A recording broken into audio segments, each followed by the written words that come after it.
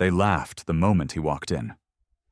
A 45-year-old veteran in a worn brown leather jacket, faded jeans, and a gray scarf standing beside a scarred German shepherd with no papers, no trophies, no trainer in sight. To them he didn't belong, and neither did the dog. But what no one knew was that this man had survived a war he never truly left. And this dog had been pulling him back from the edge for years. As the lights flared and the noise rose, the veteran began to crack. Then the German shepherd moved. What happened next didn't win a show. It stopped a room cold. Before we begin, tell us where you are watching from. And if this story touches your heart, please subscribe for more. Cold wind slid across the fairgrounds of western Wyoming, carrying the smell of snow and livestock, rattling banners that snapped like nervous flags above the regional dog showcase. The sky hung low and pale, pressing down on the crowd gathered beneath the floodlights. Jack Reynolds stood just beyond the entrance gate, motionless, as if the noise and movement around him belonged to another world. At 45, he was tall and broad-shouldered, his frame still carrying the disciplined structure of a soldier, though time and isolation had carved hardness into his posture. His face was angular, weathered with a square jaw shadowed by rough stubble he rarely bothered to shave. Deep-set gray eyes sat beneath heavy brows, eyes that had learned to measure rooms for exits before comfort. A thin scar ran from his right temple into his hairline, nearly hidden beneath short-cropped dark hair threaded with early silver. He wore the same clothes he always wore, a thick, dark brown leather jacket cracked with age, a red and navy flannel shirt beneath it, faded jeans worn thin at the knees, heavy cold-weather leather boots, and a gray wool scarf wrapped loosely around his neck. It wasn't a style choice. It was armor. It was habit. It was survival. Beside his left leg sat Ranger. The German shepherd was large and powerfully built, his coat a deep, dark sable brushed with gray along the muzzle and shoulders, marking him older than he looked at first glance. At 6 years old, Ranger carried himself with quiet vigilance rather than youthful energy. Faint scars traced along his ribs, and one hind leg remnants of injuries that had healed but never disappeared. His ears stood erect, swiveling gently at every sound, while his amber eyes remained fixed on Jack, not the crowd. He wore no competition harness, no polished lead, only a worn leather collar and leash that had been repaired more than once. Ranger sat pressed close to Jack's boot posture, calm, grounded, steady. The laughter came quickly.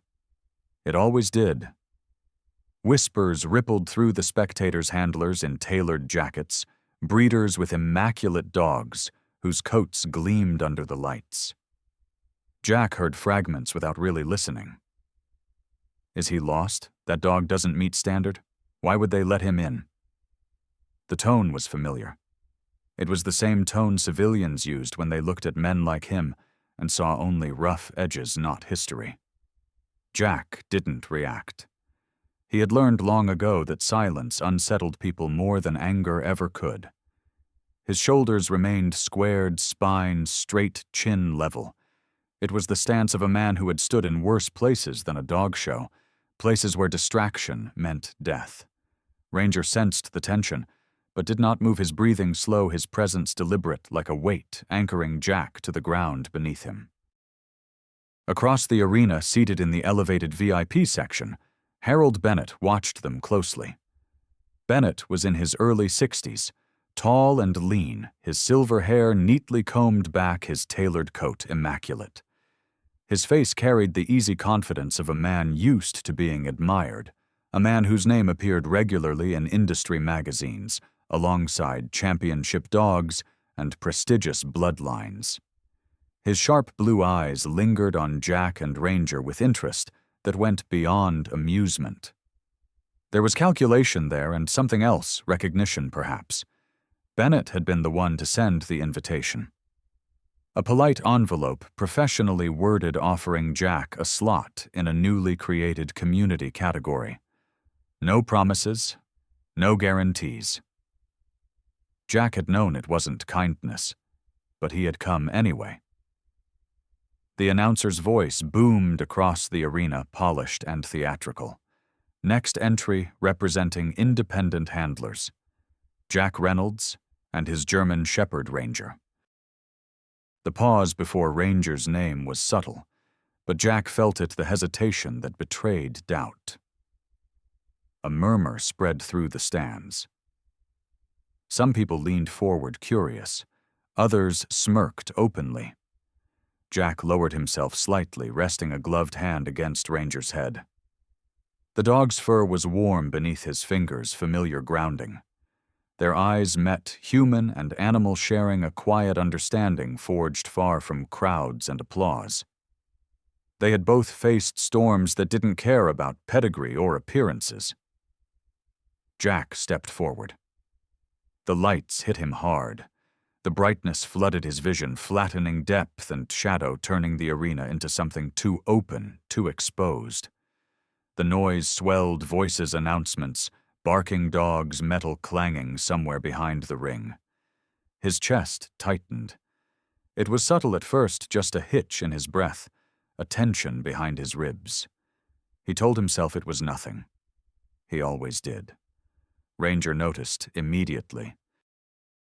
The dog shifted his weight muscles, tensing eyes flicking up to Jack's face. Jack felt the leash tighten slightly, not pulling, just present. The smell of cold air mixed with dust and disinfectant, and suddenly it wasn't Wyoming anymore. The floodlights blurred into something harsher, whiter. His heart began to pound fast and uneven. The crowd's murmur twisted into a low, indistinct roar that pressed against his skull. Jack stopped walking. A few people in the audience sighed audibly. Someone laughed, sharp and impatient. Is he going to start, or what? Jack's fingers curled reflexively against Ranger's fur. His breath came shallow now, his shoulders rigid. He knew the signs. He had felt them before in grocery stores, parking lots, anywhere the world got too loud. He had sworn this time would be different. He had believed Ranger would help. But belief didn't always stop memory. Ranger rose smoothly to his feet, moving closer, his shoulder brushing Jack's leg with deliberate pressure. The dog's body blocked part of Jack's field of vision, grounding him in something solid and real. Ranger did not bark. He did not lunge. He simply stood, eyes locked on Jack's, breathing steady, as if reminding him how to breathe too. The crowd shifted. Some people frowned, others leaned forward confused. Judges exchanged glances. From the VIP section, Harold Bennett's smile faded, replaced by something sharper, more intent. This wasn't what he had expected. Jack swallowed hard, trying to draw air into his lungs. His hands trembled now, just slightly. Ranger did not move away. He stepped closer instead, pressing his weight in, calm and insistent. The announcer hesitated, unsure whether to intervene. A ripple of impatience ran through the arena. No one knew if Jack Reynolds would break in front of them. No one knew whether Ranger would bolt or bark or lose control. The lights burned overhead. The noise hovered, waiting. And in that suspended moment, with the crowd holding its breath and judgment hanging thick in the cold air, everything stood on the edge of something no one had planned. Snow fell sideways over the mountains of western Montana, thick and relentless, burying the narrow road and swallowing the last light of evening as winter tightened its grip on the valley. 6 years earlier, Jack Reynolds lived alone at the edge of that valley in a weather-beaten log cabin that leaned slightly into the wind, as if it had learned to endure by yielding. The cabin sat miles from the nearest town, surrounded by pine and rock, chosen not for comfort, but for distance. At 49, then newly discharged from the army, Jack carried himself like a man who no longer trusted walls or people to keep him safe. He was tall, broad through the shoulders, his movements economical and controlled, but his eyes betrayed him, constantly scanning, constantly alert. His dark hair was cut short by habit, his beard left untrimmed not out of neglect but indifference. He avoided mirrors. He avoided noise. He avoided anything that might pull him back into places he had barely escaped. PTSD was not a word Jack used aloud. To him, it was the tightening in his chest when a truck backfired the way his hands shook in crowded stores, the sudden flashes of heat and pressure behind his eyes when memory overwhelmed the present. He survived by narrowing his world. The cabin, the woods, silence. He worked seasonal jobs when he had to keep his interactions brief, his answers shorter. People in the nearby mountain town described him as distant but polite a man who nodded instead of speaking, who never stayed long. That night the storm was worse than forecast. Wind howled through the trees, bending them until they groaned, snow piling faster than Jack could clear it. He had gone out to secure a section of fencing before dark, his boots crunching through fresh drifts, breath fogging the air. That was when he heard it. Not loud, not dramatic, just a sound out of place in the storm, a thin, strained whimper carried by the wind. Jack froze. Every instinct told him to turn back, to stay inside where it was safe and controlled. But another instinct, older and harder to silence, pulled him forward. He followed the sound down a narrow path toward a rocky ravine carved by spring runoff. Snow coated the rocks unevenly, hiding drops and fractures beneath a deceptive smoothness. At the edge of the ravine, Jack saw him. A German shepherd lay wedged between two slabs of stone, one hind leg, twisted at an unnatural angle, his body half buried in snow. The dog was large even then, but emaciated ribs visible beneath matted fur darkened by ice and blood. His breathing was shallow, his eyes dull, but still aware. When Jack stepped closer, the dog lifted his head weakly, meeting Jack's gaze without growling, without fear. Just exhaustion. Something in Jack cracked open. Not pity. Recognition. He saw himself in that animal, broken, trapped, left behind by circumstances that didn't care whether you survived or not. Jack had seen men die waiting for help that never came. He had been one of the lucky ones pulled out of chaos at the last possible second. This dog had not been so lucky. Not like this, Jack muttered, his voice rough from disuse. He didn't know who he was talking to. Maybe the dog, maybe himself.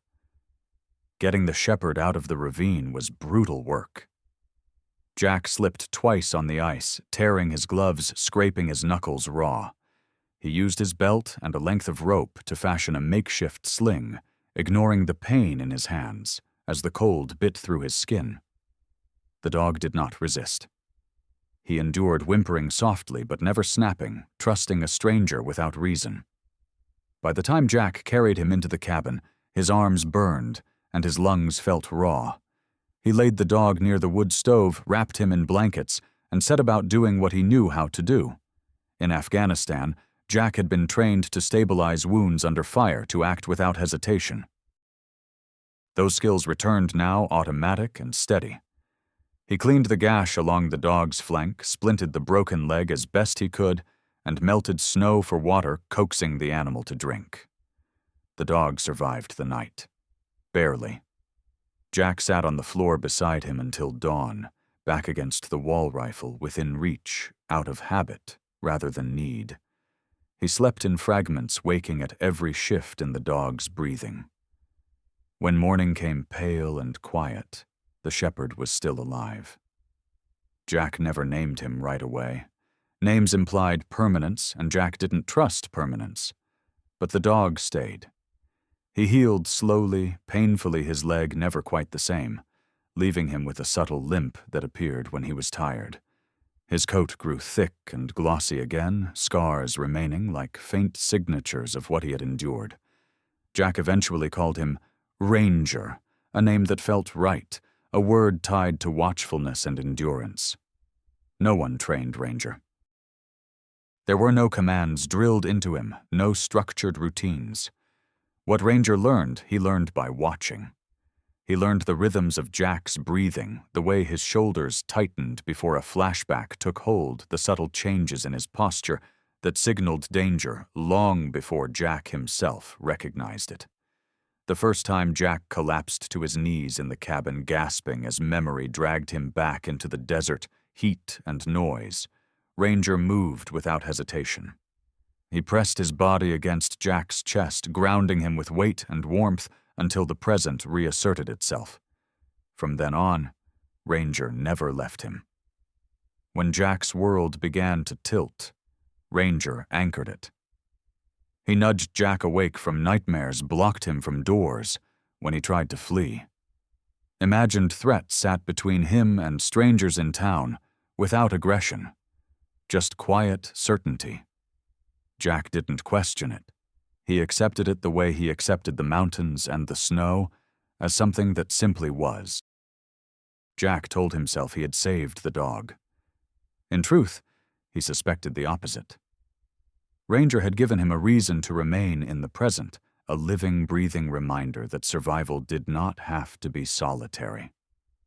Together they learned how to exist in the quiet between storms. Spring arrived reluctantly in the Montana Valley. Snow melting into cold mud beneath a sky that never quite warmed the air, sharp enough to keep old memories awake, even as the season tried to move on. By the time Jack Reynolds began venturing beyond the edges of town, Ranger had already learned the map of his triggers. The German Shepherd moved with quiet authority. At Jack's left side, his broad shoulders angled slightly outward, his head turning first toward sound and motion, so Jack did not have to.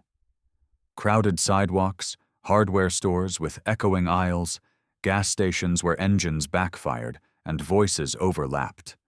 Ranger read them all before Jack consciously registered danger. When Jack's breathing tightened or his posture stiffened, Ranger altered their path without a command, nudging him gently toward space and silence. It wasn't obedience, it was anticipation. Jack noticed it with a mix of gratitude and unease, because it meant the dog understood him better than he understood himself. The town was small enough that people began to notice. Some watched with curiosity, others with the cautious distance reserved for men who did not smile easily. Jack was polite when spoken to, his voice low and economical, but he rarely lingered. He still wore the same dark brown leather jacket, the red and navy flannel beneath it, faded from years of washing, the gray scarf hanging loose around his neck, even when the temperature rose. The clothes made him feel contained. Ranger made him feel present. It was during one of these necessary trips into town that they met Ethan Walker. The local veterinary clinic sat at the edge of Main Street, a modest building with peeling white paint and a faded sign that swung slightly in the wind. Jack had brought Ranger in to have his leg checked after the dog showed a subtle stiffness he hadn't had before. Inside the clinic smelled of antiseptic and wet fur. Jack stood rigid near the door eyes, tracking movement. Ranger, sitting close, calm, but alert. Ethan Walker emerged from the back room, wiping his hands on a towel. At 38, he was lean and broad-shouldered, with sandy brown hair cut short, and a neatly trimmed beard that softened otherwise sharp features. His eyes were an intelligent hazel, observant without being intrusive. He moved easily around animals, his posture relaxed, his voice steady and measured. Ethan had grown up in Montana, left for veterinary school, and returned with a reputation for patience and competence. He noticed details others missed. "That's a fine shepherd," Ethan said, quietly, crouching to Ranger's level without reaching for him. "Mind if I take a look at that leg?" Ranger did not move, until Jack nodded. As Ethan examined the healed fracture, his expression shifted from professional interest to something more thoughtful. "He favors it when he's tired," Ethan observed. "But what's interesting is how he watches you." Jack stiffened. "He's just a dog," he replied, not unkindly but guarded. Ethan glanced up, meeting Jack's eyes without challenge. Maybe he said, "But dogs don't usually do what he's doing." Ethan asked a few careful questions, nothing invasive about Ranger's history about how Jack found him. He listened more than he spoke. When Jack mentioned the panic episodes in passing, Ethan's brow furrowed slightly, not with pity but recognition. "I've worked with service animals," Ethan said slowly. "Trained ones mostly. Your dog isn't trained, but he's responding to you as if he is. That kind of intuitive reaction is rare." Jack left the clinic unsettled. Not because Ethan was wrong, but because someone else had seen it too. Harold Bennett saw it as well. Bennett's approach was smooth, calculated. He appeared one afternoon at the edge of Jack's property in a polished black SUV that looked absurd against the dirt road and weathered trees. Harold Bennett stepped out dressed impeccably, silver hair, gleaming coat-pressed shoes unsuited for mud. He smiled as if greeting an old friend. "Jack Reynolds," he called pleasantly. "I'm glad I caught you." Bennett spoke with confidence, his voice cultured and persuasive. He praised Ranger openly, commenting on the dog's build, his composure, his intelligence. He spoke of opportunities, training programs, recognition, compensation. He implied connections influence doors that could open if Jack were willing to cooperate. Jack listened without interrupting, his face unreadable, Ranger standing between them, posture alert. "What do you want?" Jack asked finally. Bennett's smile did not falter. "Only to help," he said. "Dogs like him don't come along often. It would be a shame for his potential to be wasted out here." There was a pause, subtle but deliberate, and it would be unfortunate if the wrong people noticed him first. Jack felt the familiar tightening in his chest, not from memory, but from instinct. He recognized the tone. He had heard it before, in other contexts, from men who believed power entitled them to take what they wanted. "He's not for sale," Jack said flatly. Bennett's eyes hardened briefly before the warmth returned. "Of course," he replied. "Think about it." He left behind a card heavier than it needed to be, the paper thick, the lettering embossed. The visits continued. Bennett's offers grew less polite, more insistent. He spoke of regulations, of ownership disputes, of what could happen if questions were raised about Ranger's origins. Jack found fresh tire tracks near his property one morning, his gate left ajar another night. Ranger growled low on those evenings, standing watch with a focus that made Jack uneasy. Ethan Walker noticed the change when Jack returned to the clinic weeks later. Jack was tenser, his movements sharper. Ranger pressed closer than usual, his body angled protectively. When Ethan mentioned Bennett's name, Jack's jaw tightened. "He wants my dog," Jack said simply. Ethan did not dismiss the concern. He nodded slowly. "Bennett has a reputation," he admitted. "Not all of it clean." He hesitated, then added, "If he's interested in Ranger, it's because your dog represents something he doesn't want examined too closely." Jack looked down at Ranger, who met his gaze with steady calm. Jack had lived with ghosts long enough to recognize when new trouble was forming. He didn't know what Bennett was afraid of, only that the man would not stop easily. Jack tightened his grip on the leash, his mind racing through contingencies, old habits resurfacing.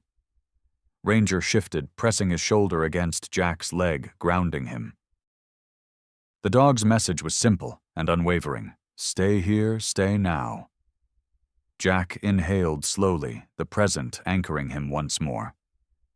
Whatever Bennett wanted, Jack knew one thing with absolute certainty. He would not give Ranger up. Not to threats, not to pressure, not to anyone who saw the dog as something to be owned rather than a life that had already saved his own. The arena lights burned white against the gray Wyoming sky, trapping warmth and noise beneath the high metal roof, as if the building itself refused to let anything escape.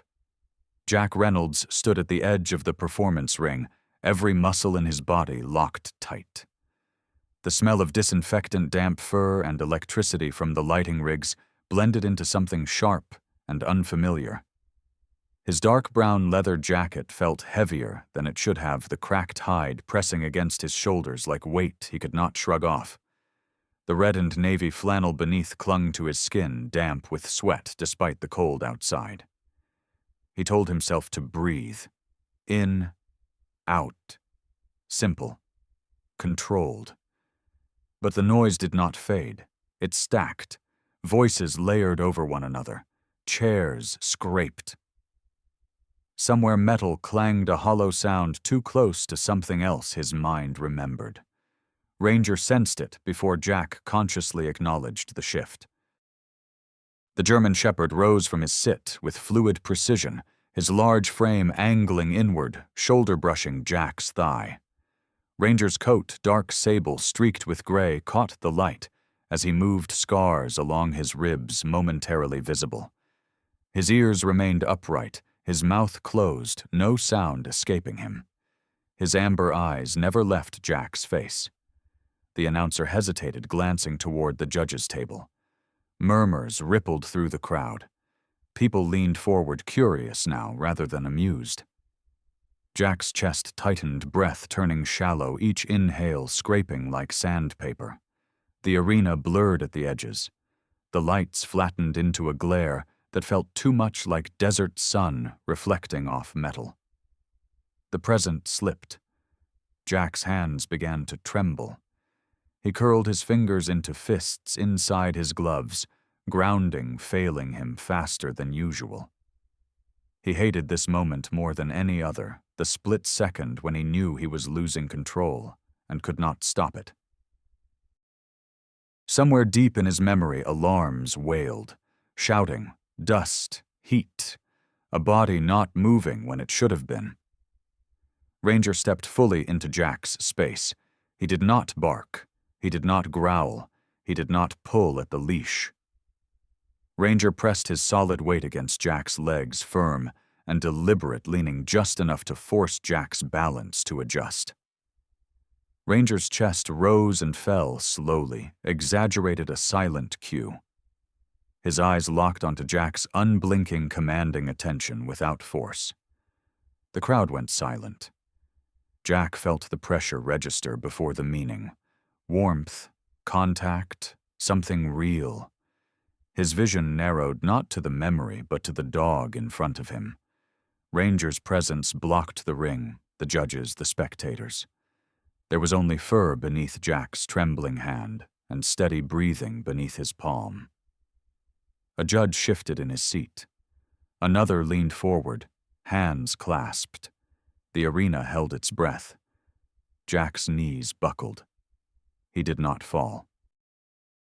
Ranger adjusted instantly, repositioning, guiding Jack down with controlled pressure, until Jack sat heavily on the edge of the ring barrier.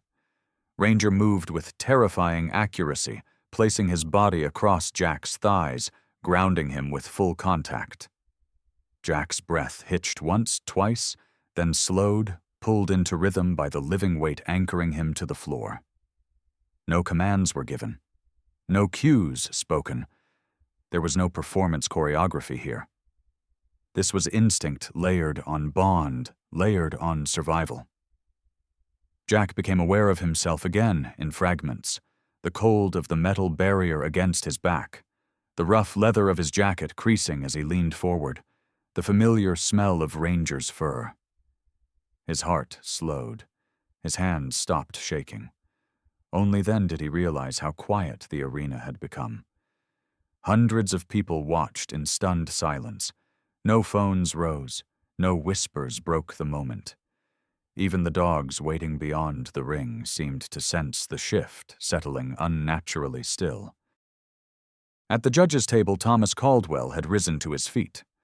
Caldwell was in his late 60s, tall and thin, his posture rigid with age-earned authority. His hair was silver white, combed neatly back his face, narrow and deeply lined from decades spent evaluating dogs and people alike. Known across the circuit as meticulous and uncompromising, Caldwell had built his reputation on an ability to see beyond surface polish. He studied Ranger now with an intensity that bordered on disbelief. Caldwell leaned toward the microphone but did not speak. He watched. Ranger remained unmoving, his weight evenly, distributed, his eyes occasionally flicking to Jack's face, assessing, adjusting. When Jack's breathing steadied completely, Ranger shifted just enough to ease pressure without withdrawing contact. Precision, awareness, control without aggression. "This isn't trained behavior," Caldwell murmured to the judge beside him, a woman in her early 50s with dark hair pulled into a severe bun. She nodded slowly, eyes never leaving the dog. Jack finally looked up. He saw faces he did not recognize, wearing expressions he had never seen directed at him before. No pity, no judgment. Only something like awe, and something else that made him deeply uncomfortable respect. Ranger rose only when Jack's legs steadied beneath him. The dog returned to Jack's left side posture, alert, but relaxed as if nothing extraordinary had occurred. Jack swallowed hard, his throat tight for a different reason now. He rested his hand briefly against Ranger's neck, grounding himself once more. The announcer cleared his throat, uncertain. "Ladies and gentlemen," he began, then stopped when Caldwell raised a hand. Caldwell approached the ring slowly, deliberately. When he reached Jack, he did not look at him at first. He crouched instead, carefully, joints stiff, eyes tracing Ranger's form. He studied the set of the dog's ears, the slope of his shoulders, the calm intensity in his gaze. His expression shifted recognition, cutting through professional composure.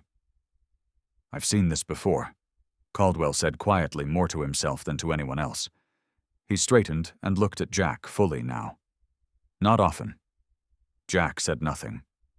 Words felt dangerous. There was a working line, Caldwell continued, voice steady but charged. German shepherds bred not for show, not even strictly for obedience. They were bred for perception, for anticipatory response. They vanished years ago, disappeared quietly. His gaze returned to Ranger. Dogs like this were not meant to be owned. The weight of his words settled heavily. From the VIP section, Harold Bennett stood abruptly, his composed demeanor cracking for the first time. His jaw tightened, hands gripping the rail in front of him. For a brief moment, his eyes met Jack's. There was no amusement there now, only calculation sharpened by fear. Jack felt it then. The truth he had sensed, but never named. Ranger was not an anomaly. He was evidence. Caldwell stepped back, straightening his jacket. "The demonstration is concluded," he announced, voice carrying across the silent arena. "What we have witnessed here today is not disobedience nor disruption, it is function." He paused. "And it raises questions." The crowd erupted then, not into cheers, but into low electric murmurs. Conversations sparked instantly, confusion and fascination colliding. Jack stood slowly, Ranger steady at his side. His legs felt weak, but his mind was clearer than it had been in years. He did not know what came next. He only knew there was no hiding now. The truth had surfaced. Autumn settled gently over the Montana Valley, frost glazing the grass at dawn, while pale sunlight filtered through thinning pines quiet enough to let the land breathe after a long, difficult year. The investigation moved faster than Jack Reynolds expected. After the showcase questions multiplied, and with them came scrutiny that Harold Bennett had never truly faced. Documents surfaced, old partnerships were re-examined, complaints once dismissed as rumor were suddenly treated as evidence. Bennett, still impeccably dressed even as his world narrowed, appeared smaller, now his confidence brittle. Jack did not follow the details closely. He had learned that some reckonings did not require a front-row seat. What mattered was the outcome. Bennett's reach was curtailed, his claims dismantled, his interest in Ranger legally severed. The man who had tried to take what was not his found himself watched, measured, and held accountable. For Jack and Ranger, recognition arrived quietly. There were no trophies handed to Jack, no speeches demanded. Instead, there were letters, carefully worded acknowledgments from professional bodies, confirmations from veterinarians, and judges who had witnessed the truth with their own eyes. Ranger was formally recognized as a dog with extraordinary instinctive capability, not owned as property, but acknowledged as a working partner. Jack accepted the paperwork with a strange mix of relief and discomfort. Being seen had never been his goal, but being protected mattered. Time passed, and with it came change. Jack had not planned but did not resist. The cabin that had once been his refuge expanded slowly, not in size at first, but in purpose. A weathered barn on the property was repaired, its doors rehung, its interior cleared and reinforced. Fencing was rebuilt, trails cut through the surrounding woods. Jack worked methodically, his movements deliberate, his days structured around necessity rather than avoidance. Ranger followed at his left side, as always, supervising with quiet authority. Ethan Walker visited often during those months. The veterinarian's presence was steady, practical, his advice grounded in experience rather than idealism. Ethan, lean and attentive as ever, helped Jack navigate permits and inspections, translating institutional language into something manageable. He never pushed Jack to explain more than he wished, never framed healing as something to be fixed on a schedule. When asked why he invested so much time, Ethan shrugged. "This makes sense," he said simply. By the time winter returned, Reynolds K9 Recovery Ranch existed not just on paper, but in practice. Veterans began to arrive one by one, referred quietly by clinics and counselors who had run out of options that fit their patients. They came with guarded eyes and rigid posture, men and women carrying the kind of exhaustion that did not show on the surface. They brought dogs, too. German shepherds, mostly, some young and restless, others older, and scarred, all of them bearing histories that did not come neatly labeled. Jack met each arrival the same way. He did not offer speeches or platitudes. He nodded, shook hands when hands were offered, and gestured toward the land. He spoke plainly, his voice low, and even explaining expectations without embellishment. He wore what he always wore, the dark brown leather jacket softened by years of use, the red and navy flannel beneath faded jeans, heavy boots, the gray wool scarf loose at his neck. The clothes grounded him. They reminded him who he was and who he had been. Ranger became the unspoken standard. He moved through the ranch with calm authority, introducing himself to new dogs without dominance or fear. He demonstrated what stability looked like without ever being commanded to do so. When a veteran froze at a sudden noise or withdrew into silence, Ranger noticed. He positioned himself nearby, not intruding, simply present. Other dogs watched him and learned. Jack observed these interactions with quiet wonder. He had never set out to build a program. He had simply refused to let a creature die alone in the snow. Everything that followed grew from that refusal. One afternoon, as frost edged the fields and breath turned visible again, Jack stood near the fence line, watching a young veteran kneel awkwardly beside a nervous shepherd. The veteran's hands shook, frustration etched into his face. Ranger approached, paused and sat down at a respectful distance, posture relaxed. The other dog settled. The veteran exhaled, shoulders dropping slightly. Jack felt something shift in his chest, not pain this time, but recognition of purpose. He understood then that he had become something he had never planned to be, a gatekeeper. Not of land or rules, but of space where damaged lives could begin again without performance or expectation. The ranch was not a cure. It was a place to stand still long enough for the present to catch up. At dusk, Jack walked the perimeter as he always did, Ranger pacing him step for step on his left. The sky deepened into indigo stars pricking through the cold air. Jack's thoughts were quiet, not empty, but settled. He no longer flinched at every sound. He no longer scanned for exits. He had learned that vigilance could exist without fear. People no longer laughed when they saw him. Some nodded. Some asked questions. A few thanked him. Jack accepted it all without ceremony. Validation he had learned mattered less than function. Ranger paused at the crest of a small rise and looked back at Jack, amber eyes steady. Jack rested his hand briefly against the dog's neck, feeling the warmth beneath the thick fur. He did not need words to express what he felt. The bond between them had long since moved beyond explanation. There were men who did not need to be healed by talking. Jack knew this now with certainty. Some wounds required presence rather than analysis, loyalty rather than instruction. In a world that had turned its back on them, they needed something solid to stand beside them and refuse to leave.